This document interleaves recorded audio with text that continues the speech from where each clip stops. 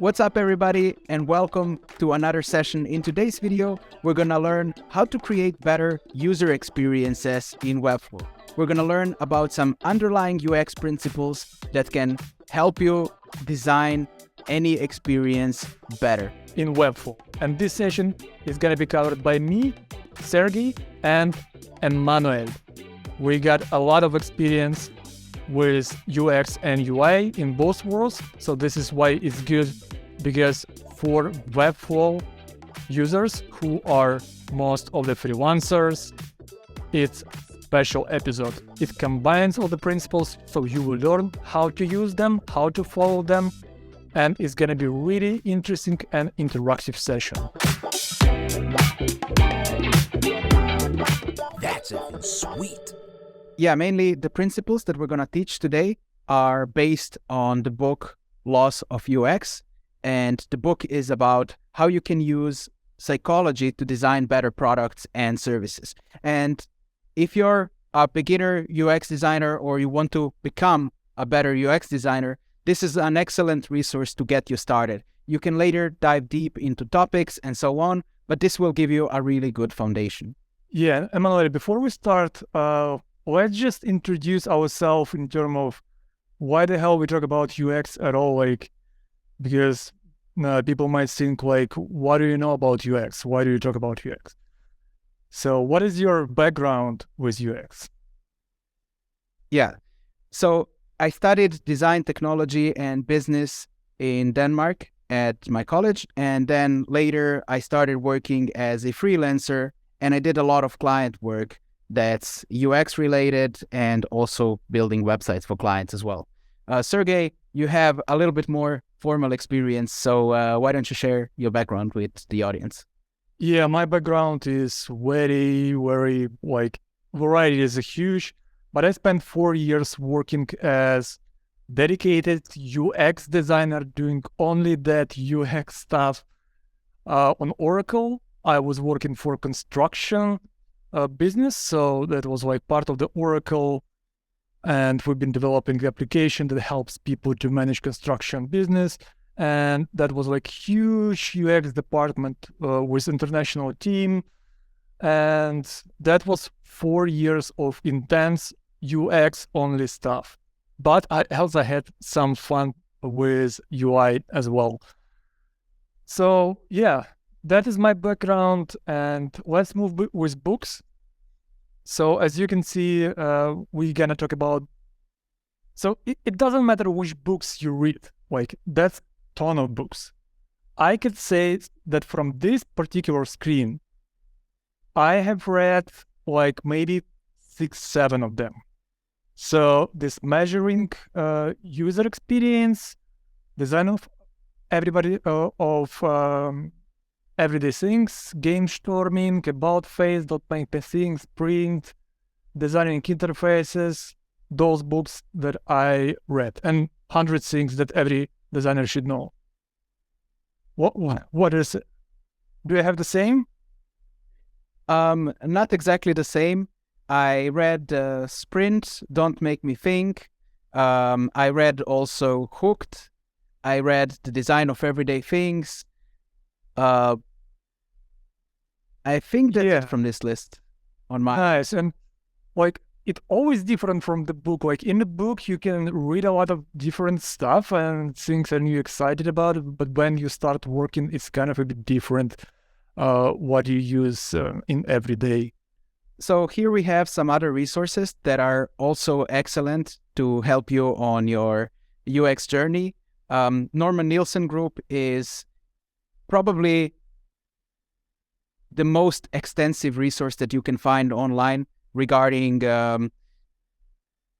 studies that have been done on different interfaces, analyzing best practices in depth, and so on. So whenever you're not sure what would be the best practice to design a certain element, how you can create the best possible user experience, you can always check out guides on Norman Nielsen Group.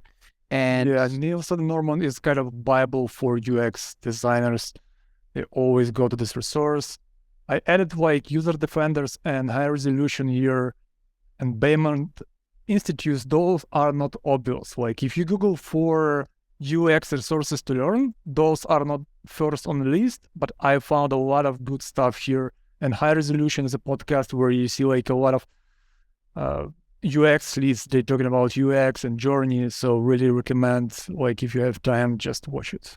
And also interactiondesign.org is a great resource where Don Norman and other user experience experts are sharing their expertise. And yeah, the courses are affordable there. It's definitely an excellent place to get you started.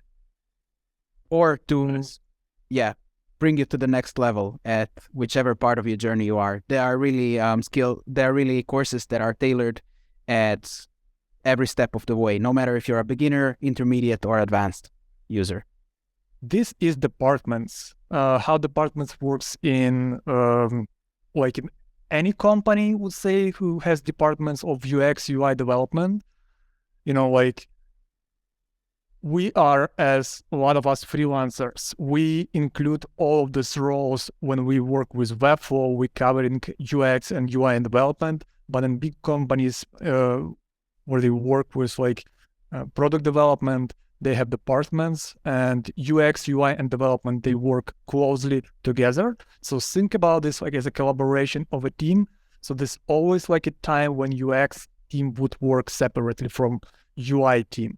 And UI will deliver only visuals, and UX will focus more on customer journey, on experience, on how things should work, and UI on how things should look, and development for sure focusing on how it works from the technical point of view.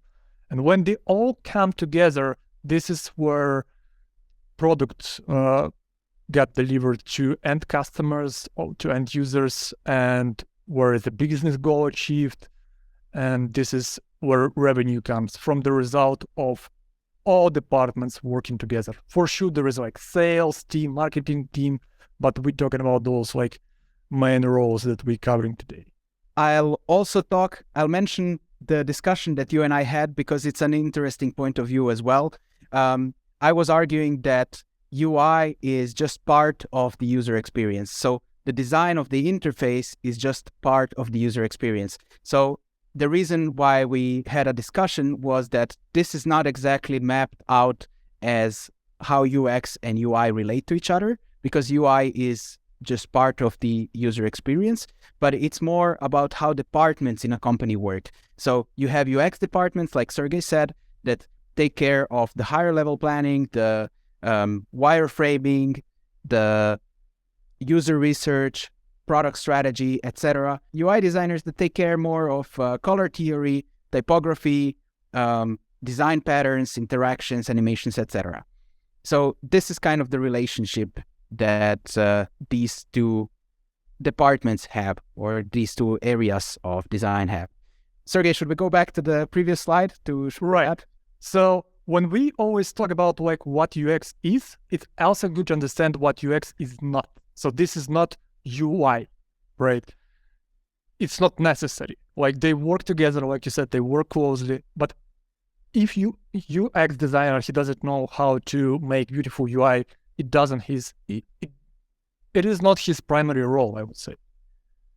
And also going with your gut feeling, like, you know, if you're an artist, you always goes with your gut feeling, like you like it. So this is you driven by some feelings, right? But this is not how UX works. UX is about evaluating, understanding, talking to customers, like getting stuff done in terms of business goals. And UX is not web development. So you don't have to know web development at all. If you are UX, you don't need to know Webflow or stuff like that. You don't need to know any technical points stuff. And it's not about making things look pretty. It's about making things work.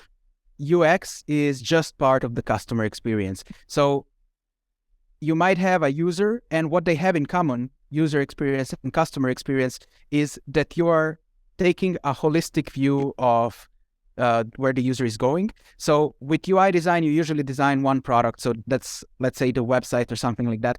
User experience takes a broader perspective, and you're trying to really understand how the user got there in the first place. And how you can create a better experience with all of the different touch points that your users are having. So that's kind of summing up the major difference between UI and UX. When you're like thinking about UX guy, maybe it's not that sexy like in terms of like UI, because UI is like everything is about beautiful, you're using Figma, Adobe Framer, you use style guides, a lot of colors, like, you know, and then you kind of like in UX world, this is just a bit different.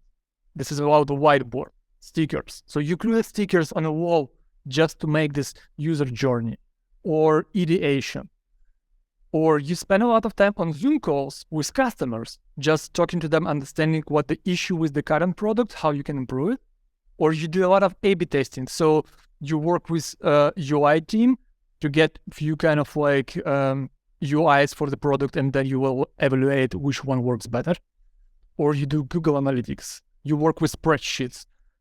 I was working a lot of different sheets, and we came up with like different forms, like you put some information here about what this task does, and then how it influences users, like if you change this, how this influence target users, and all this kind of stuff. And the cool stuff that now both UX and UI, they use Figma, so this is where they collaborate. Could be Figma or Adobe XD, it depends, like what the company decide to use it as a tool. I think Figma is cool, so, and there is like collaboration between UX and UI, and this is where they collaborate and they kind of clash. These are UX tools, but also I wanted to share some of the exercises that UX designers do, some of the activities that UX designers perform, and what a UI designer would perform, so that the difference becomes even more apparent. So a UX designer will usually take care of journey mapping, of empathy mapping for the users. They will sometimes perform user testings, not always. Sometimes you have UX researchers for that, but these are in general the things that UX designers do. Also, lo-fi wireframing, prototyping with tools like maybe Protopie or sometimes even Framer. Some UX designers might even do high fidelity work, but it's not always the case. That's usually taken care of by UI designers. And UI designers will take this wireframe, take this structure, and they will just make it more sophisticated and better looking. So yeah, right. UI designers would use then Figma, Adobe XD, Framer, like I said earlier, and Illustrator, Photoshop, After Effects. And they're essentially just graphic designer with a good understanding for digital design as well. Don't reinvent the wheel. So this is how I go. If something works, if this will give you ability to move, don't reinvent it, just use it. So users prefer your site to work the same way as all other sites they already know. So if I use Webflow and I get to Figma, I will understand it quite fast, because like this left panel is kind of the same. Like this is navigator, right? It's kind of like the same. So like this experience is kind of the same for me. I will adapt it really fast. Or if I see dropdown, I know what this dropdown does, because it has like arrow at the end. I click, there is like dropdown options. So don't reinvent, don't spend time on evaluating how user will react when they click. It should work always the same way. People should not be surprised. And also like, let's move to the next slide. Yeah, design for, so those kind of like takeaways from this principle, design for patterns for which users are accustomed, meaning like if they know that they sit into the car and they find this driving wheel in front of you, don't surprise them with rectangle driving wheel. Don't surprise with 5 pedals. Don't surprise them with a lot of different buttons. People have the same experience in every car. When you get to the car, you can drive it, right? If you have Tesla, you would have learned more, like there's like huge screen and you have to understand how it works maybe, but anyway, you would be able to drive the car. So users want to focus on their task rather than on learning new models, meaning if I'm using Webflow and I want to start using Framer, I don't want this learning curve. I just want to start using tool. I don't want learning. And this is how you should think when you develop new product. You don't have to think like, I will do everything different because all the products stupid and now I do unique product that finally works. Not exactly how it works. When making changes, allow user to use a familiar version of a limited time, meaning when you do ridiculous changes in your product, people will freak out and they will send you angry messages because you did something really, really different from what they get used to do. So give them, if you want to, and you believe that those changes will help them, give them ability to use the old product. And that should be slight move to the new one, to new UI. Not do a lot of changes. Don't freak out the users. So I think Google does an amazing job with letting you opt into the changes that they are adding to certain interfaces. So let's say when they redesigned Gmail, they ask you, do you want to switch to the new version or do you want to switch later down the line once, that's the only option available. Also, same thing with YouTube. When they redesigned YouTube back in 2017 or 19, I'm not sure, they also offered this, that you can opt into the new version right now if you want, and if you don't like it, you can revert back and give feedback. So they really made the process of shifting to a new interface a gradual process. All right, let's go to the next screens. Yeah, there's always people who would hate those changes and they want to stick with that old design, right? But you don't want to lose those customers. So think about them too. Yeah. And it's also like familiarity. We are used to something, and the more we see something, the more we're exposed to a certain interface, the more we like it. And that's actually a psychological principle that's called the mere exposure effect. So whenever there's something new, and especially if it's vastly different from what existed before, users will not like it. Now, this is the next screen that we have here for you to share. And once you look at this screen, it just looks weird. Like, the hierarchy of information is correct and everything, but what looks very confusing about this interface is that nothing's aligned first on the left side here, and the sidebar is on the opposite side that you would expect. So you wouldn't expect the main navigation to be on the right side. And this immediately looks weird and unfamiliar. It doesn't look intuitive at all. But if we look at literally the same design with just the sidebar on the side where you would usually expect it, because we read from left to right, now this looks much more intuitive and much simpler to use. Absolutely. And I can add to this, like if you go to Dribble and you just type dashboard, you will find a lot of the same layouts, which is good sign because people adapt this. Like left sidebar, you find information in the middle, you don't have to learn this model. You know immediately when you get a new product, this is dashboard and you know how to use it. So you don't have to spend time to understand where the hell is this navigation? It's always on the left side. Where the hell is the information? This in the middle, it takes more space. Imagine if navigation would take more space. That would be like how to use it. So on the next screen, you will see two interfaces that you very familiar with.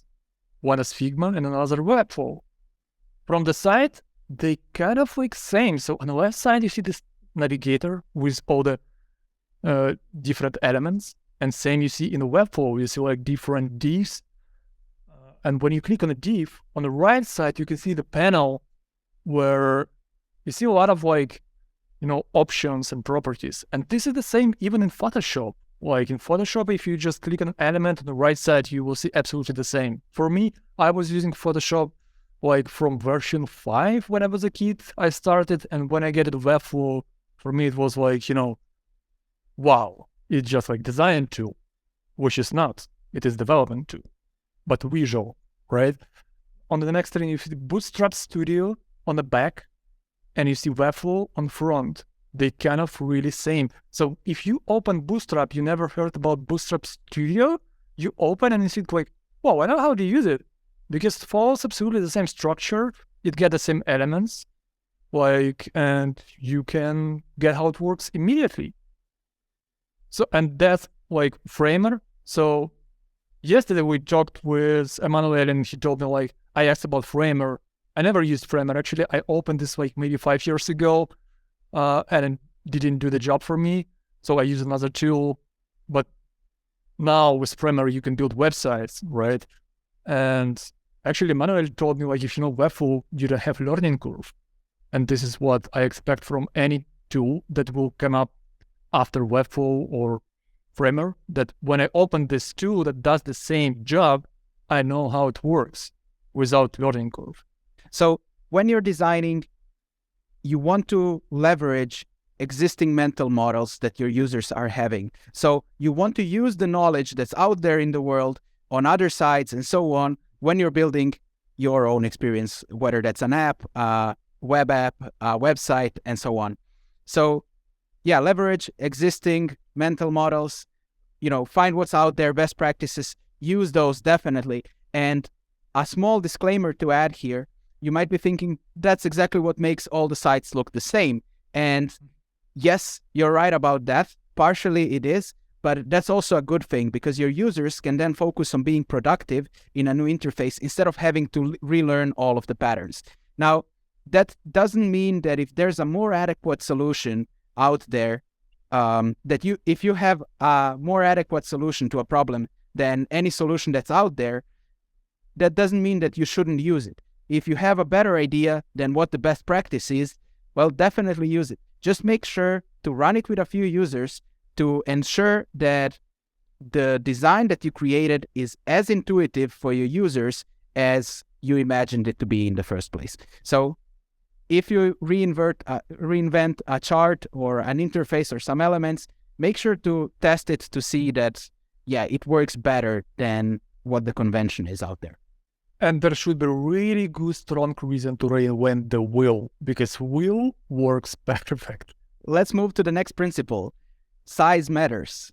This is a principle called Fitt's Law, and it says that the time to acquire a target is a function of the distance to and the size of the target. Now, this sounds a little bit complex. We used a lot of fancy words here, but essentially what we're trying to say is that in the real world, when you have a target, the time it takes to acquire that target depends on the size of the object that you're trying to acquire or the target and the distance of that target. So that same principle applies if you're shooting with bow and arrow. If the target is big and close, you can shoot immediately. But if the target is 50 meters away and very small, you really have to focus, and it's going to take you way longer to get it right. It might not be even the first try. You might miss a few times before you hit the target.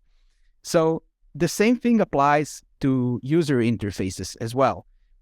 Make sure that any touch targets that you're having are big enough. Now, that doesn't mean that you should make the button take half the page, but it should be a minimum of 48 times 48 pixels on mobile. And also, a good idea is to make sure that you have enough spacing between each of your buttons, each of your links, and so on, so that the user doesn't misclick it accidentally. And the last part that we're going to cover here is when you're having targets, make sure that they are easy to access. So on mobile, the users hold their phone a little bit different. So your thumb cannot reach all the areas, but that's why we have this screen over here. So you have to ensure that your main call to actions and so on are in a position that's going to be easy for users to acquire. And here you have a really good map of that, where it shows you how the different parts of the screen, how easy it is to acquire certain parts of the screen. So the red areas are really hard to click on if you're on mobile, and the green area is the area that's the easiest to click on. I mean, if you're using 2 fingers, maybe you can cover entire screen, but with like people normally use with one hand. So with one hand, it's not possible to reach that top left corner on your like huge mobile phone. And I also think about like people with disabilities, they don't have this opportunity at all. So like in iOS, you can swipe twice and it makes your screen smaller, like it gets down, so people with disabilities with one hand, they can reach any area. But when you design, think about those people don't need to swipe twice. They can just use it. So navigation, button for navigation can be in the bottom, fixed when you get to the tunnel while. So this is one of the options. Fewer options, faster decisions. I love this one. So actually, in the original version of this, it was stated that, is it this one about 7 options? No, that was another one. Okay, the time it takes to make a decision increase with the number and complexity of choices. So the more stuff you see, the difficult is decision to make. So if you want user to get to the end point, limit those choices. But if you need some advanced functionality, you can cover those choices like more deeper in the structure of your like application or website. So can you get to the next one where we have like statements, minimize choices when decision must be taken fast. So, like imagine the button that starts nuclear bomb. It has one red huge button, right? And you never miss it because this is like dangerous button. You don't want to touch it and it's special. And maybe it's like even one button with a key. I never seen it, but I can imagine this way. And imagine if you have a lot of those buttons, like that would be nightmare. So break complex tasks into smaller steps. If you have really complex tasks to achieve for the user, do it in few steps. If you have sales form, which includes ton of fields to fill for the user, they will freak out if they see like the huge one. If you break it to 4 steps and you give them like portions, 1, another, 3rd, 4th, this will make things easier. And maybe they will not freak out. They will even fill all the fields, but never do this on sales form. Like put as less as possible for people, then don't love to put a lot of information there. Highlight most valuable options. And this relates mostly to pricing cards if we're talking about web development. So if you have 3 pricing plans and you think that one brings more value to the user, you will see how always it's highlighted better than others. Like it has special color, it has special banner on it, it has special label, color, and maybe even border, and maybe even animation, like it will pop up to you. So this is the way how you highlight the most valuable thing, right? Use progressive selection of choices, meaning like, imagine if you have navigation and you have, let's say, 50 points in navigation. Are you going to present it this way? Probably not. You will break down to folders. So it's going to be drop-down navigation. You click one, drop-downs, then you have another drop-down in a logical way. Then you get another one. So this is the way we do on FinSuite. And the good example is with remote controls. All the remote controls, if you go to the next one, you have to be genius to use those remote controls. Even now, I don't understand all the buttons. When I was like looking at them, a lot of them didn't make sense to me. So as a kid, I learned only the one that turn on TV and I can switch to cartoons and then make it louder. So that was matter for me.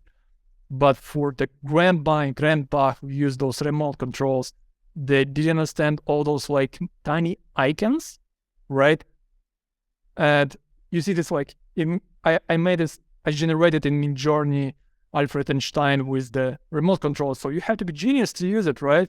So what grandkids would do for their parents, they would cover those buttons that doesn't make sense.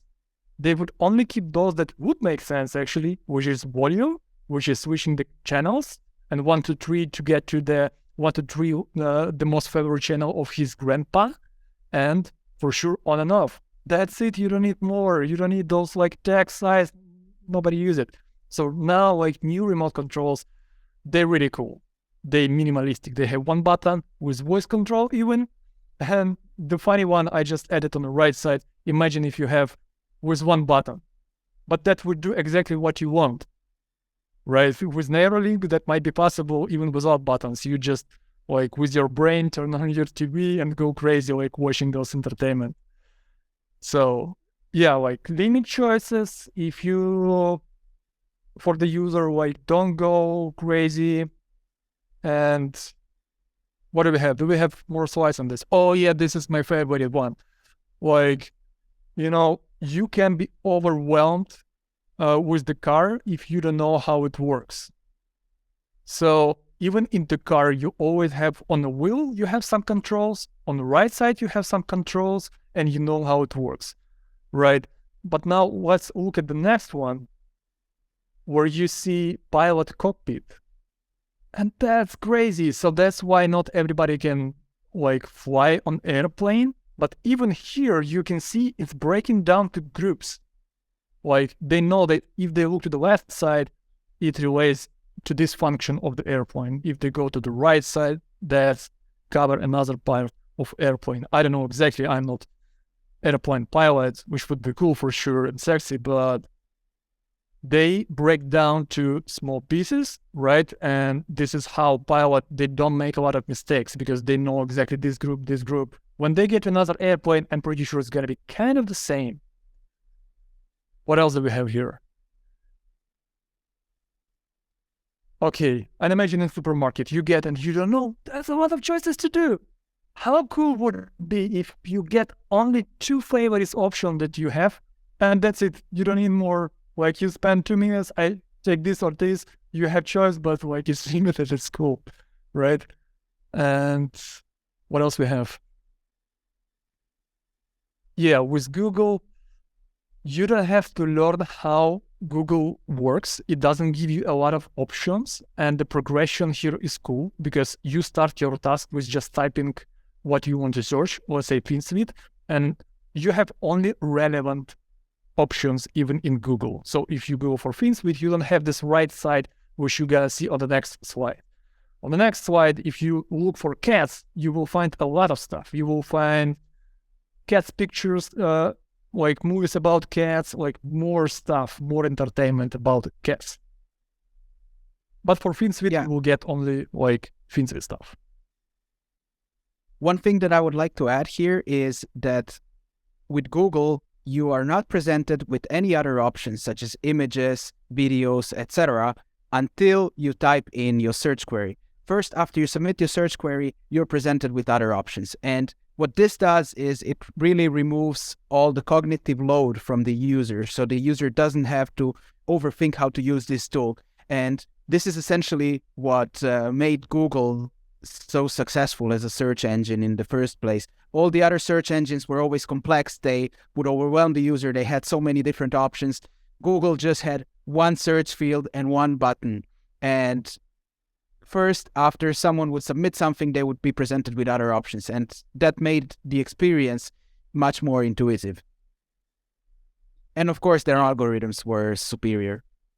There was a comment, but you can go wrong with simplifying too much, like with the touchpad, right?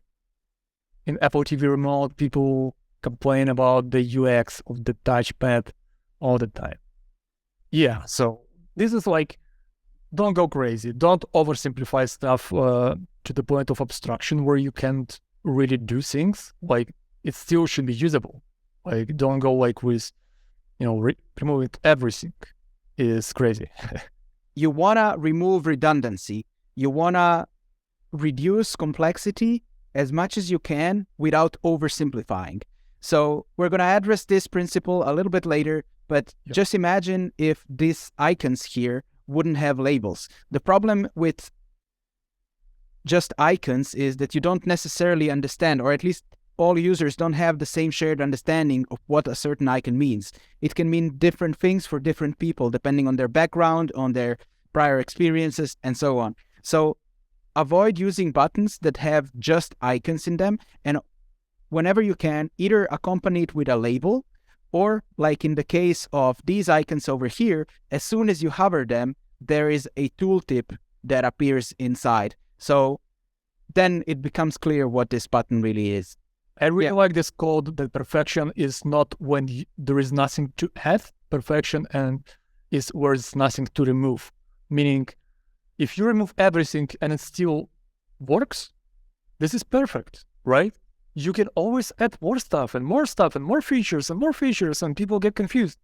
But if you minimize options and it still deliver the great result, so this is where the perfect product comes.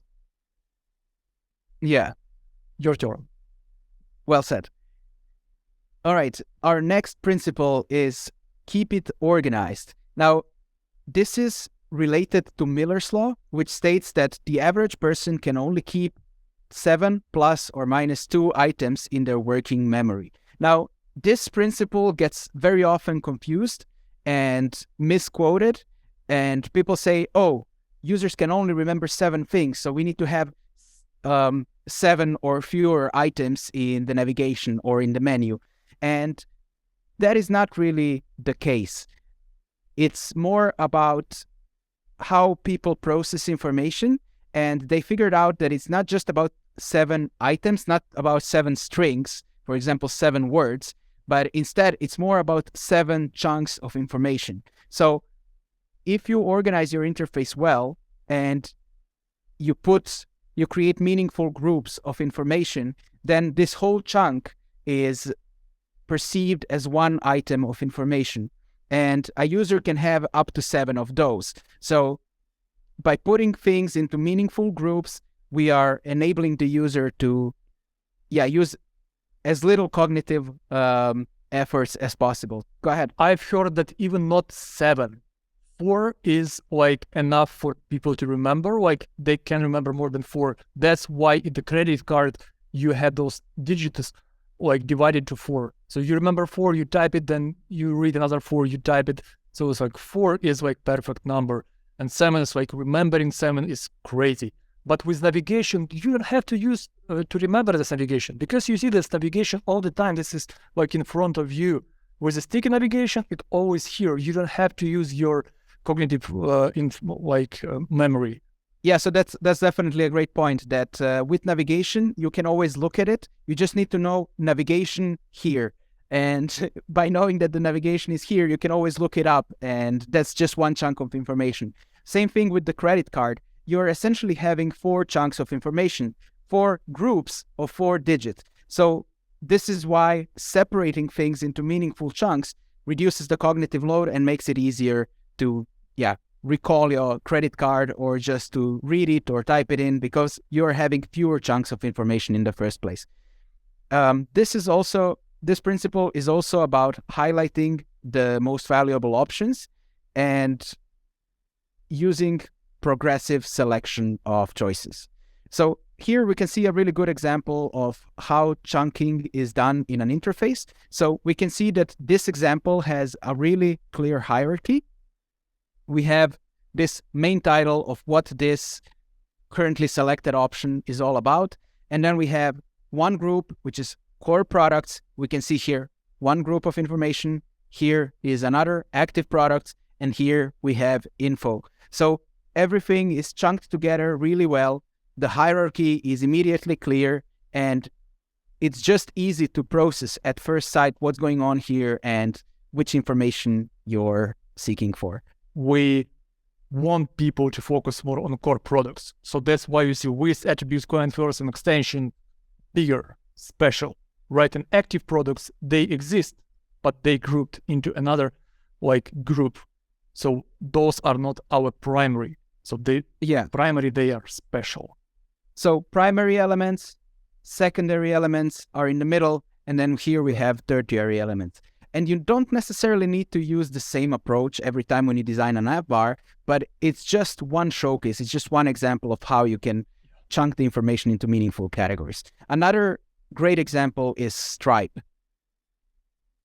Sergey, would you like to explain this? What's going on? Right. So they also have a lot of tools. In Stripe, it's crazy how many products they have. But you don't have to know, you don't even have to use all of them. Right. You need, let's say, if you need global payments, you go to global payments and you see only products related to that. That's it. If you need solutions, you click on solution, and there's going to be another drop down and you go with solutions. And same with G-Star Row. I always like how they do it's kind of like you see kind of the same navigation on any like this e-commerce website, the setting stuff, like, but on G-Star role, they really doing this well and super simple. Like you open the drop down and then let's say I'm a man, so I'm interested on the shop men, then I want jeans, I open jeans, and then I want particular style. 3 clicks, and I see exactly like the set of products that I want to buy from G-Star. And I would like to share some UI-related things that will help elevate this experience. And this is to like different techniques, how you can create these meaningful chunks. So we'll go from the first example to the next ones. So the titles are a little bit bigger and they're in white. And then we have this text beneath that's just a little bit muted. And also these items have a clear border, which ensures that they are perceived as one chunk, essentially. Same thing here with core products. Another way to make elements seem related on the page is when they're in close proximity to each other. So we can see core products, it's very close to these 4 elements, so we know this is a group. Another option is to have a border around it, but the border is not necessary here because these are the elements that are the closest to the title. Same thing here. We know immediately that this all relates to active products because it's right next to the title. Also, we can see that the titles are highlighted with these underlines over here. And although this is using the same font size, we know that this is the headline immediately. Right. Like you can get this pattern and you can move this pattern through the entire navigation. So you learn it fast and then you just relate this is the title with this underline, meaning it's like whenever you see it, you understand this is the title. So we have repetition and visual rhythm here. And if you look at Stripe, for example, they also have their primary text highlighted. Although they're using the same font size, they're not differing in font size. We still know that this belongs to this title, this underline here, just because it's all in close proximity. And yeah, this is still the title. It's the most highlighted because it's having the most contrast. And then the text underneath is having a little bit less contrast. Right. And now let's go to the opposite example of what not to do. So we can see here, this form is having an entire checkout flow, but in just one single form. And you can see here how disastrous that looks immediately. We don't have any meaningful chunks to organize this information. We are not separating anything into steps.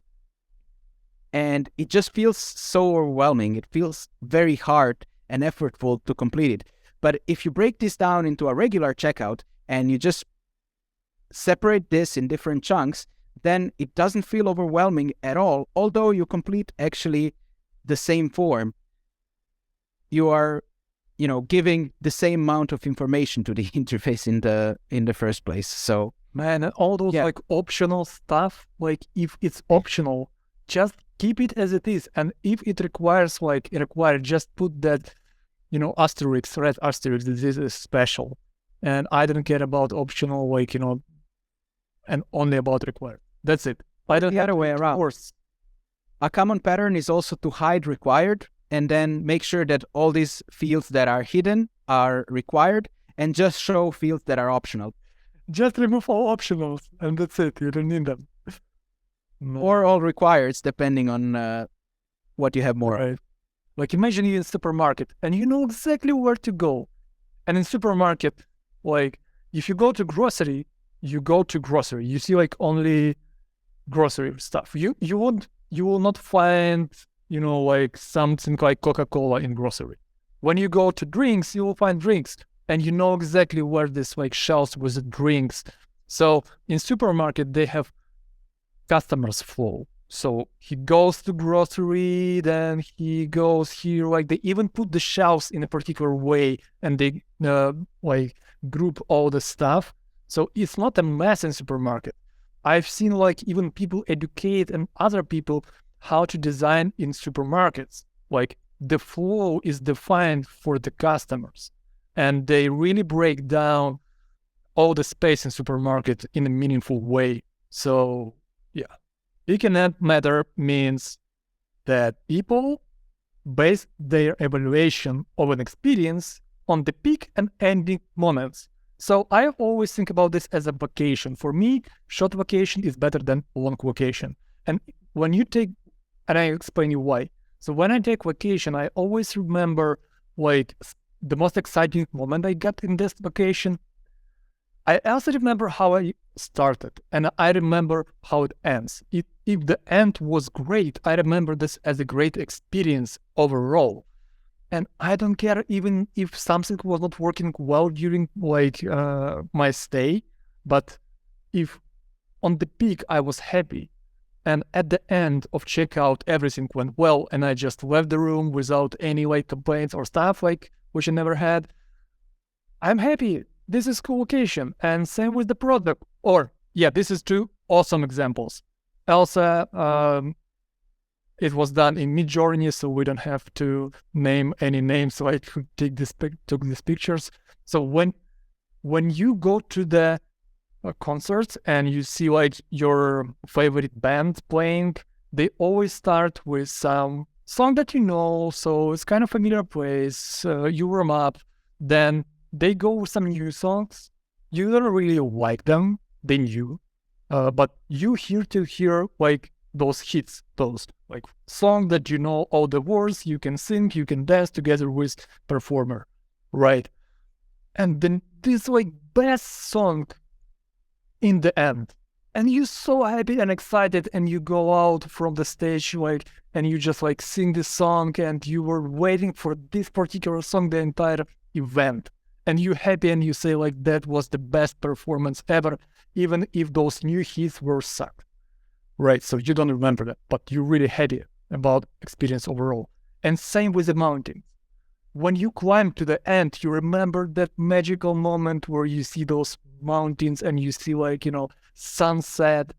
And it's so beautiful, and you like, this is what stick in your mind forever. But you don't remember those like sweating and getting to the top like freezing, and your eyes, you cannot open your eyes because they're like freezing, and you have like you cannot move your hands because they like or icy. It doesn't matter if the peak was amazing and that sunset was just like so beautiful, the most beautiful thing that you've ever seen. So think about this when you do design. Same, if customer happy at the end and they like, yeah, I really love this, so this is like the best experience I had, this is how they remember, even if something was wrong in the middle. Yeah, and I would like to add to that something, and that is the origin of this principle in the first place. This is something that was discovered by Daniel Kahneman, who is a Nobel-winning economist and psychologist, and he wrote the book Thinking Fast and Slow, where he talks about this peak-end rule, or that principle, and it's a human bias essentially. And basically the way they discovered this is they made people submerge their hands in water that's 14 degrees, which is relatively cold, for 1 minute, and then they had another group do the same, but they would then take their hands out and put it in 15-degree water for an additional 30 seconds. So it's just 1 degree warmer, but still uncomfortably cold. And the experience was lasting 30 seconds longer. And when people were asked if they would repeat that experience again, the people were more likely to say yes if they had this additional 30 seconds in a bit less cold water. So if the ending was less terrible, they rated it overall as a better experience. And they corroborated on this study later in 1996, where they went into a hospital to test their hypothesis out, and they had colonoscopy patients, and their I mean, colonoscopy is like a really uncomfortable procedure that people have to go through.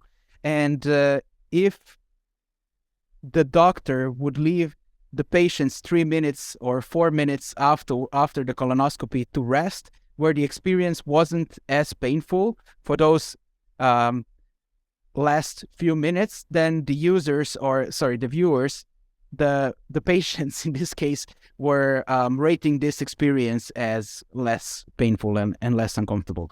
So when you're designing, you can also make sure that you're addressing both those positive peaks and negative peaks in your design. So we have some examples here. The first example is this, and it's essentially just when the user submits a form, we first show an error message if the input is not valid. But if the user writes a valid email address like this, then we can see we are designing like a peak experience. We have an interesting interaction and so on. And another great example is a site that Sergey actually built for GiveButter. And yeah, this About Us page is just amazing. It's really a good way of showing the highlights of an experience. So when the user arrives to the About Us page, they usually want to know more about the team, or they want to probably get hired in that team. And then they see something like this, and it's just having a lot of humor. It's really interactive, beautiful. So yeah, you created a really beautiful peak experience here, Sergey. Really funny. Max, founder of the company, he is like really funny and amazing guy, and he is like so open and bright. I would like, if you consider like to looking for the team to join, like this is a great team only because of those like 3 guys. They're like really, really hilarious and open minds. Yeah, love it. And man, like negative experience. If people remember negative, people tend to remember negative stuff even more. Like it stick in the brain much deeper. Like if you think about like your childhood, you probably remember some bad stuff even more than like some good stuff. Yeah. So it is like how your brain works. Like bad stuff, when you experience this, it goes with adrenaline, and then it goes much deeper into memory of your brain. So it just stick into your like head until you resolve this, like, with some practice or understanding why exactly it got into your brain. So if you get this bad experience in the hotel, but the hotel was amazing, and there was like one worker that would ruin your experience with like bad attitude, you will hate this hotel overall, and you will type those like hate comments, somewhere in TripAdvisor or whatever, like, this is terrible hotel, never go there. Like, but that was just like one guy who ruined entire experience. I think a great example of how you can create these negative peaks is the way Sergey solved it on the finswitch.com site. So essentially, when a user types in a URL that doesn't exist, or they click on a broken link, they're going to see this incredibly adorable panda here on the 404 page. And this is a really good way to make a negative experience less negative. Seeing a 404 page when you're navigating, going through a flow, is a slightly uncomfortable experience. But if you have something delightful like this, then it makes it much less negative, and it really softens the negative experience, so to say. Yeah, this like negative peak, it doesn't mean that negative experience. You can turn this negative peak to positive experience for the user. He didn't get the page where he wanted to get, but he seen this panda, and he just appreciated our effort for this page. And yeah, it's fine. This page doesn't exist, and I will go and explore more things with it. It's fine. Another excellent example is Pixar, so we can have a look quickly at the 404 page. Right. That's fine. Oh, gosh. That's also a great example. Our next principle: looks better, works better. So this is essentially the aesthetic usability effect, and it states that people tend to find attractive design more user-friendly. Now, at the beginning, we talked about UX design not being so sexy, UI design looking nicer, having, working with color, with contrast, and so on, being more of an artist. And this is why so many companies hire designers that have great UI skills, but maybe they're not the best UX designers. And then they end up creating pretty bad user experiences because that's not their primary expertise, but they make it look nice. And first of all, it's hard for the companies to discover that because the nice design, the good-looking design, is masking the underlying usability issues. That's the first thing. And the second thing is that the company is not performing as well as they're supposed to. And a third issue that happens is that users also don't necessarily know that this is a bad experience or that this flow doesn't make sense just because they're also masked by the beauty of the design. So this is something that can be both-sided. First of all, if UI design is your strength, you can make the experience seem better by using this cognitive bias that users are inevitably having. Or if you're a company, that's something and you're looking to hire a UX designer, that's something that you should be really careful of. Because some of the best UX designers I know have no idea how to design UI, but they're real experts when it comes to understanding user psychology, and so on. Absolutely. And also, I can add to this, Apple does amazing job with presenting their products. And I've heard a lot of people saying no, I don't go Apple because they have weird experience or this stuff or that. And I prefer, any other system. And someone would say but it looks sexy. It's so cool. When I show this iPhone, it's not me. I just iOS, but people when it's I get it from my back. I have this iPhone, last iPhone. People respect me. It's so cool. It works well for me. It works amazing. Even if he doesn't know how to use iPhone and it just get to the hands and he doesn't have clue how to really use iPhone, it's so cool because it's looks really great. So we have the Reddit example. Here we have the old Reddit, how it used to look, and here we have how it looks now. Now, in this example, the UI changed quite a lot. So everything is structured a little bit differently. But when it comes to the functionality, the underlying functionality, it's pretty much the same. It's unchanged. However, the interface just looks so much nicer. The hierarchy is clearer. You have a better overview. The information is organized in meaningful chunks and so on.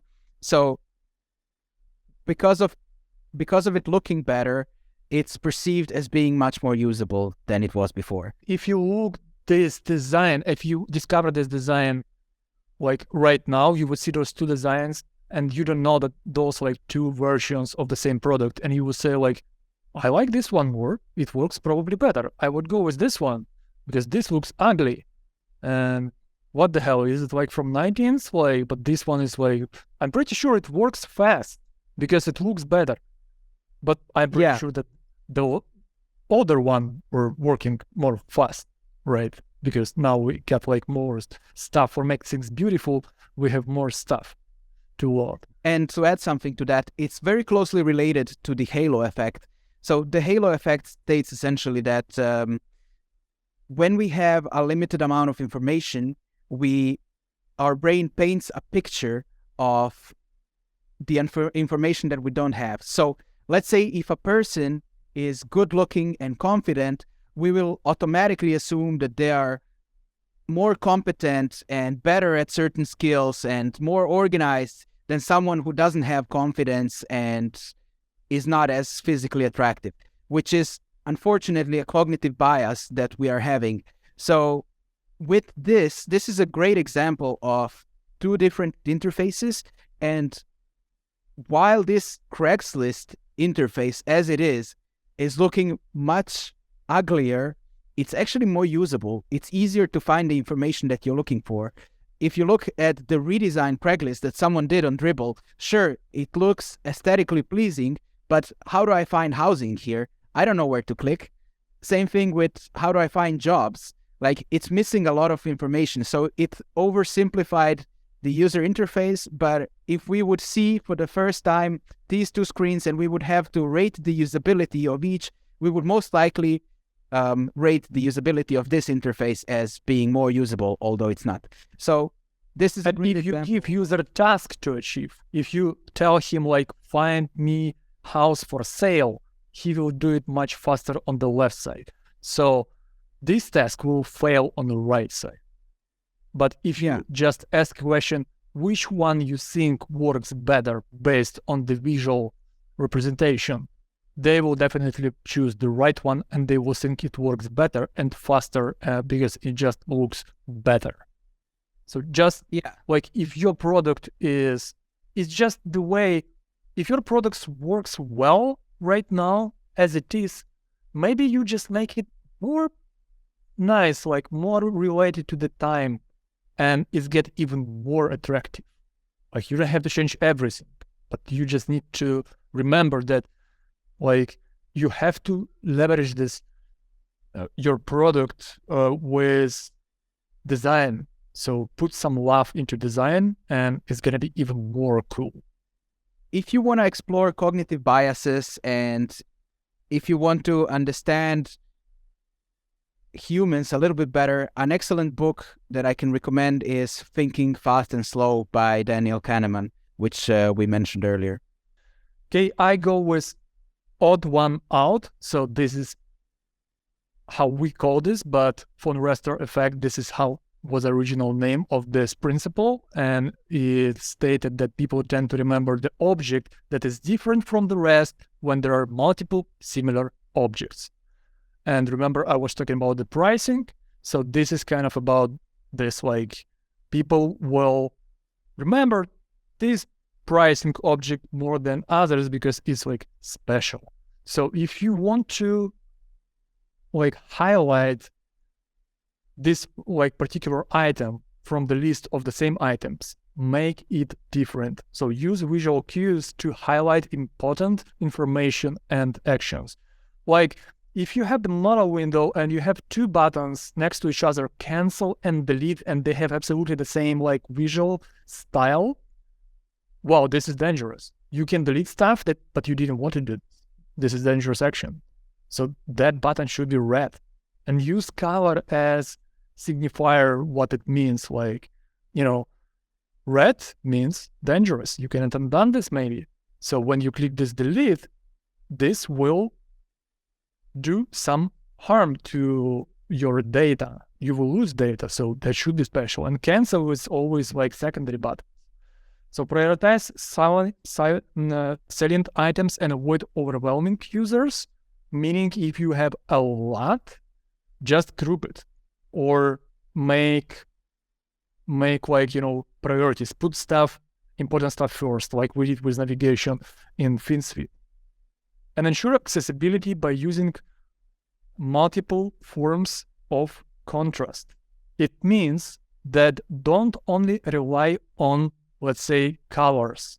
When you have like two primary buttons and you make, let's say, button with red and another one is gray, but they have the same like contrast, those like, you know, people, they cannot distinguish colors, colorblind people. They will not see the difference between those two.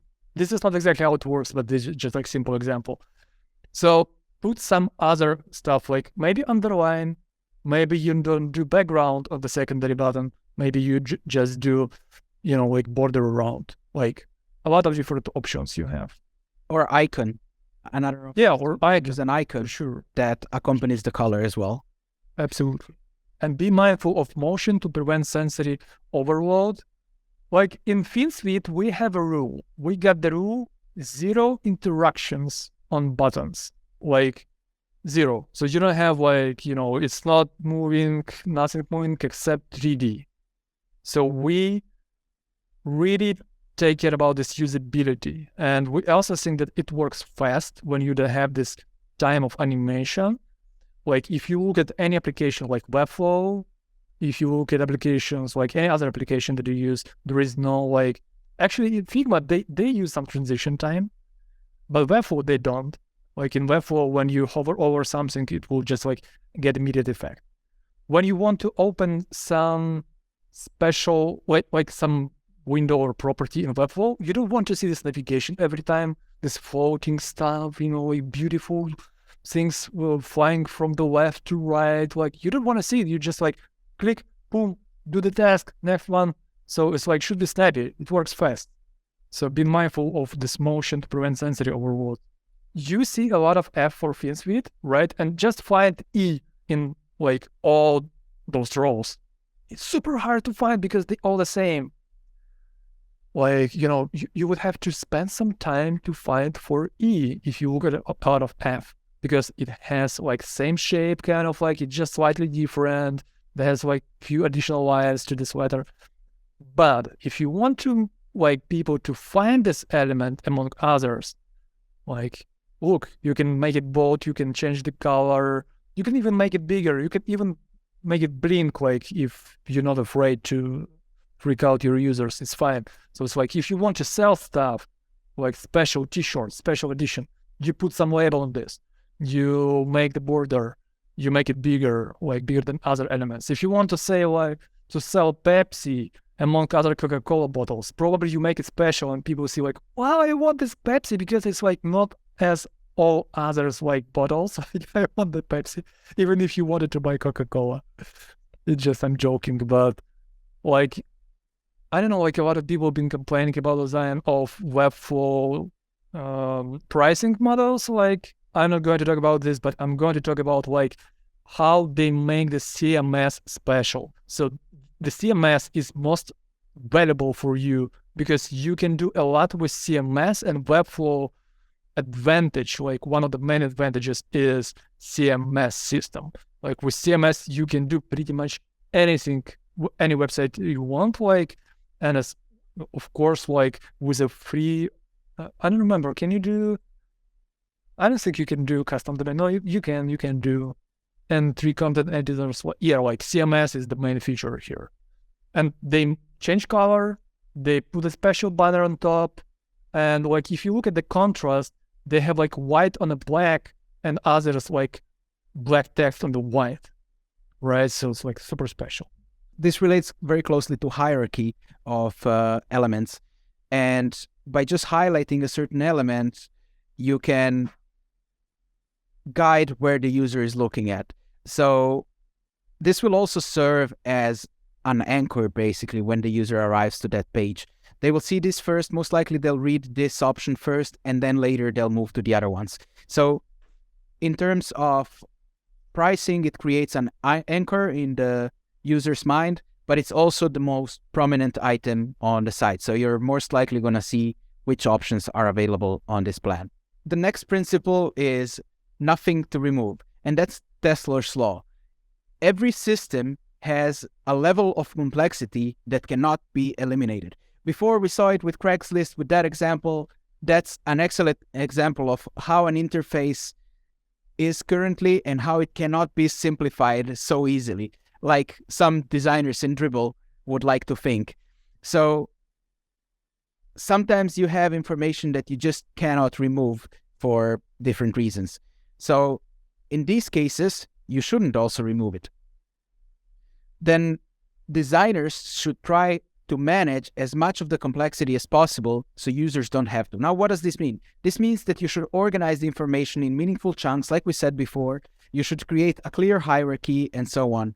And another thing to mention regarding this principle is that you should avoid oversimplification, or important details could otherwise be lost. So yeah, don't take care that you don't simplify things to the point of abstraction. We can see here we have a settings icon. It's very minimalist, but we cannot make it any simpler. As soon as we remove something from it, it just doesn't look like a settings icon anymore. it gets very confusing. And if we simplify it even more, we get just 2 circles, and that becomes a pretty much useless icon, although it's beautiful. Yeah, like imagine those circles just on a top right of your screen, and you're just like, what the hell, those like circles? Like, but if you see the settings, yeah, you immediately understand this is a settings icon, even without a label, because it's like common pattern for UX. Yeah. Now, this doesn't mean that you can't always simplify. If you look at the iPhone screen, although it offers significantly more options and features, it's so much better organized than these old phones. And one thing that's important to note is that we don't need to necessarily make our interfaces less complex. This complexity reflects the richness of our lives, essentially. But what we want to do is tame that complexity so that it's easy for users to interact with our products. I think this is a great quote that I would like to share here. It's the description of Don Norman's book, Living with Complexity, and it goes as follows. It's not complexity that's the problem, it's bad design. Bad design complicates things unnecessarily and confuses us. Good design can tame complexity.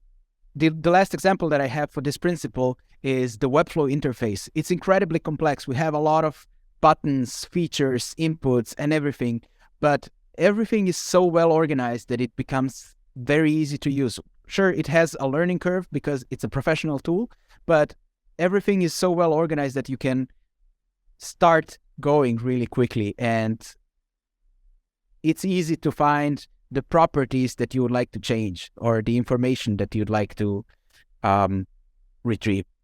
And actually, there should be some complexity here. If you start like, they have this like drop downs in Webflow. It's like productive mode, they call it. I call it unproductive mode.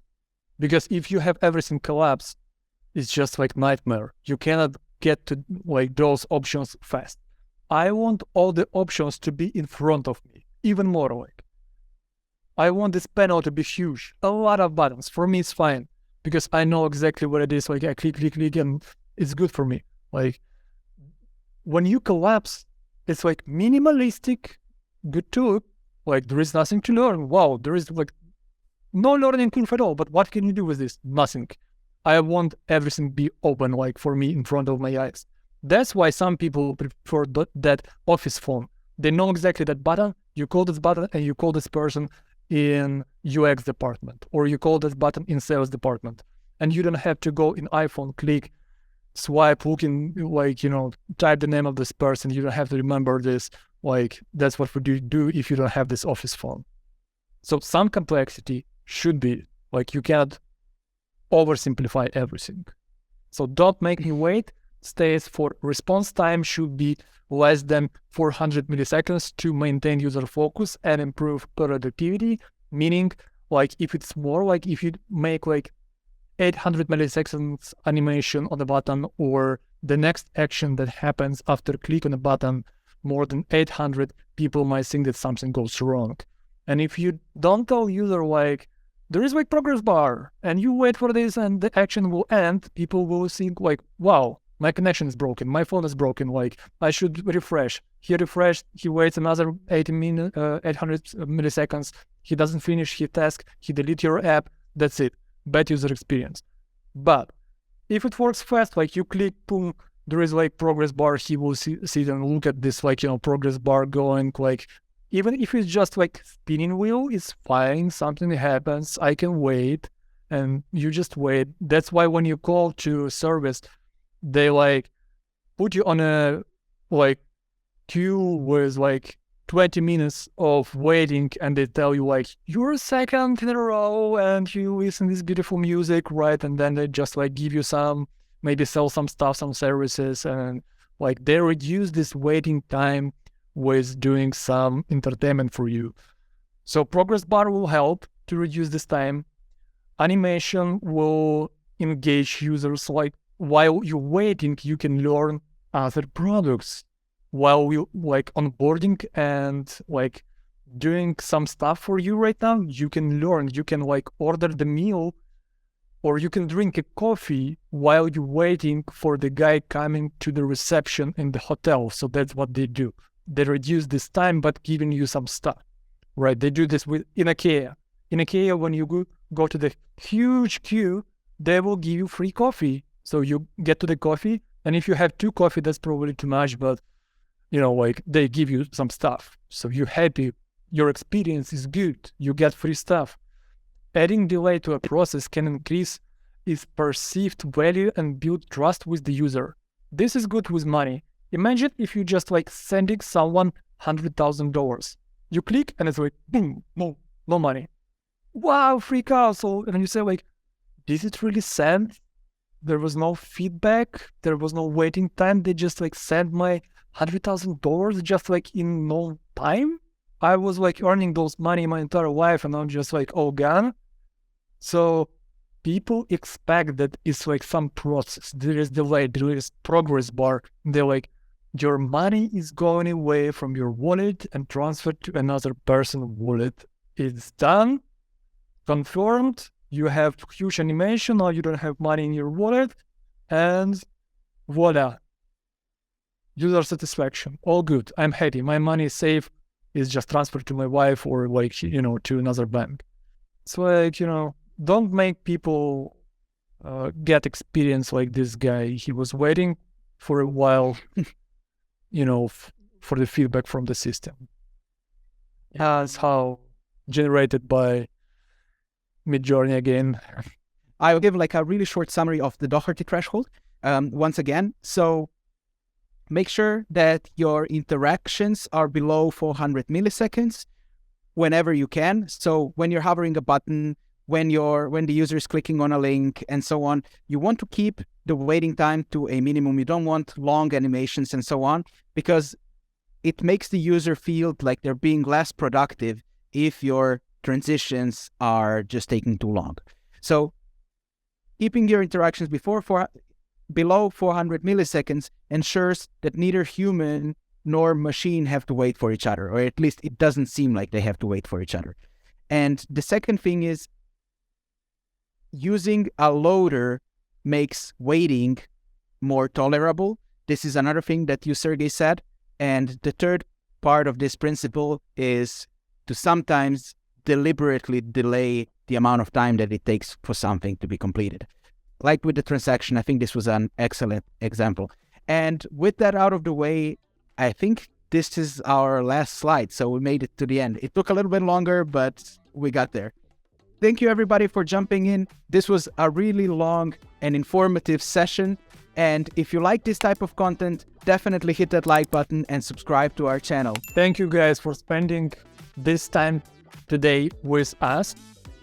We tried to make this as engaging as possible. So if you like this type of content, just put in the comments and say what would you like to learn more about UX. We will do more stuff like that for sure. So hit that like button, subscribe, and I hope you get really good experience with things, you guys. So have a nice evening and bye-bye.